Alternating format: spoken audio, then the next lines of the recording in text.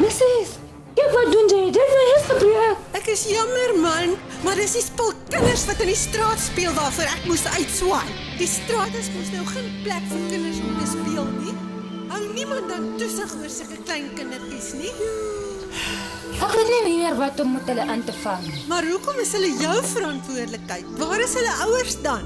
En dit was 'n baie goeie vraag. Maria Morwankie vertel vir Isidora hoe sy nou die laaste tyd kos gee en sorg vir 'n klomp kinders wie se ouers skielik vermis geraak het. Maar haar middele en ruimte is te beperk om dit vol te hou. Hulle eet haar uit die huis uit, maar Isidora het 'n plan. Wat van 'n kleuterskool? Ons begin 'n kleuterskool en dan kan ons die kinders daar insit. Ons omskep 'n gebou in 'n kleuterskool en dan kan ons geld vra om ook na ander mense se kinders te kyk.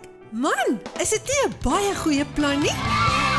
Die kinders is baie opgewonde oor die nuwe verwikkelinge.